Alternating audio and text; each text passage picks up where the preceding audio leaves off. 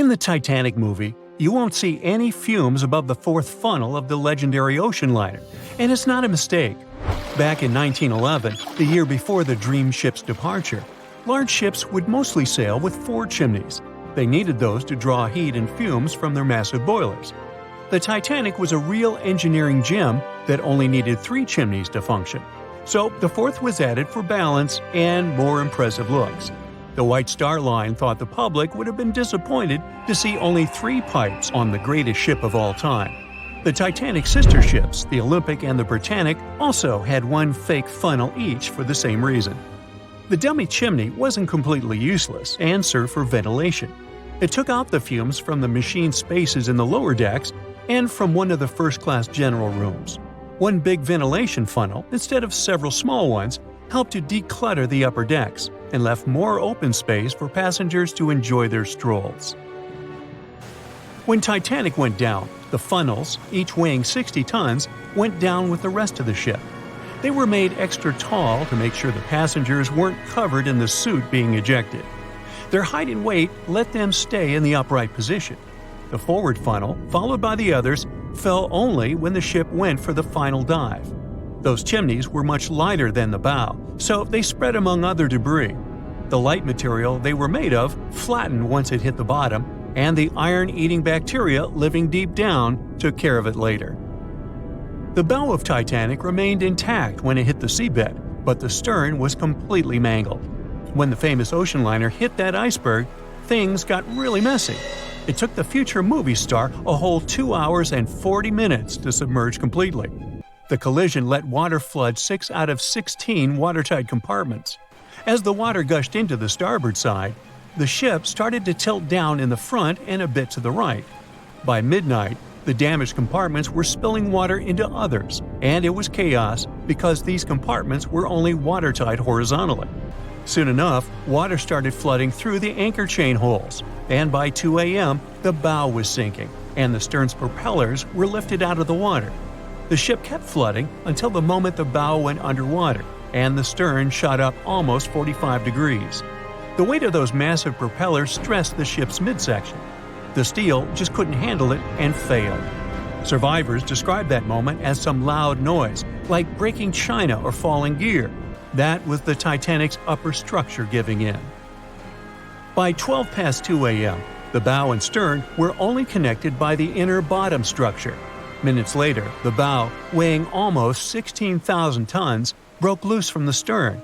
The stern rose sharply to an almost vertical position and started sinking slowly. By 2:20, it disappeared underwater. The bow was cruising down at about 13 miles per hour and had hit the ocean floor almost a half an hour before the stern.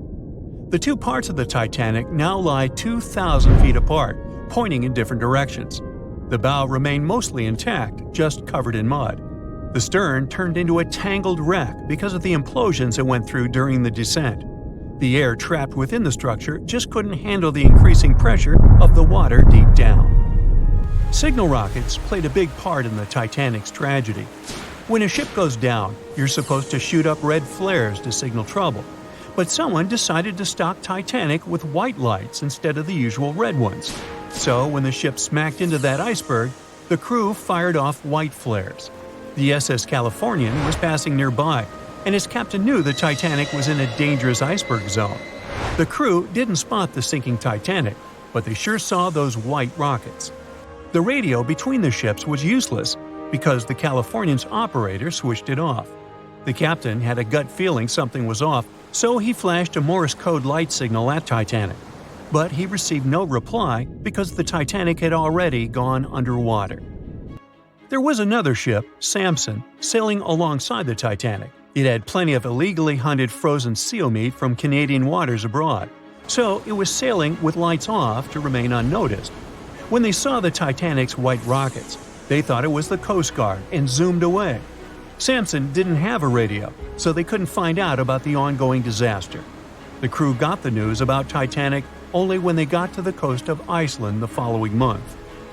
There have been many theories to explain the Titanic tragedy, and one of the recent ones says that there was a fire involved. An Irish journalist went full detective for decades, digging into the mystery, and stumbled upon a game-changer. He came across a photo album that had been hiding from the public for a century after the tragedy.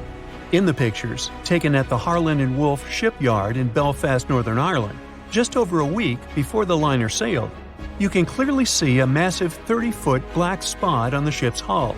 Maloney researched the photos and eyewitness testimony from the time and claimed that a fire spontaneously broke out inside of one of Titanic's enormous coal bunkers. It was raging for a whole 3 weeks and messed with the metal, critically weakening a crucial segment of the ship's hull. Back then, most ships had just one hull, so it was the only skin the Titanic had. That's why the iceberg managed to punch a hole through the ship so easily. If it hadn't been for the fire, the Titanic might have shrugged off that iceberg collision. The company operating the liner knew about the fire, but they decided to conceal that fact. They didn't want any negative stories in the press as they faced some serious competition in transatlantic voyages. The Titanic was sold out, so they stocked up on coal and made it sail. The moon might have also played a role in the sinking. Our satellite heavily affects tides on the Earth. The closer it is to our planet, the stronger the tides are because of the increasing gravity of the moon. Back in 1912, the moon was so close it made several glaciers in Greenland break apart. Massive chunks of ice that broke off from the glaciers started floating south. The supermoon event came just 6 minutes after a spring tide. During new and full moons, the alignment of the moon, the Earth, and the sun makes their combined gravity reach its peak. And the day before, our planet had come the closest to the sun that year, which made the gravity even stronger. This mixture of events created perfect conditions for one of the most powerful tides in history. It created the perfect conditions for the icebergs breaking off from Greenland's glaciers to move freely. Opponents of this theory say that the difference in tidal force wasn't actually that big, and it couldn't have been the main cause of the sinking. The iceberg tore down the side of the ship, leaving a huge opening in the hull. It wasn't a continuous rip, and damage was caused in several places. Some experts believe the ship would have survived the iceberg if it had hit head-on. The Titanic had watertight compartments designed to prevent flooding in case of a collision. Only the first 3 or 4 of these compartments would have been flooded. This could have helped save a lot of lives. Supporters of this theory put the blame for the disaster on First Officer William Murdoch. Huge, fast-moving ships don't just turn in a matter of seconds like a speeding car. It takes minutes. When Murdoch realized the collision was inevitable, he tried dodging left to avoid a direct hit. But despite his efforts, the ship still collided with the iceberg. You know the rest. That's it for today. So hey, if you pacified your curiosity, then give the video a like and share it with your friends. Or if you want more, just click on these videos and stay on the bright side.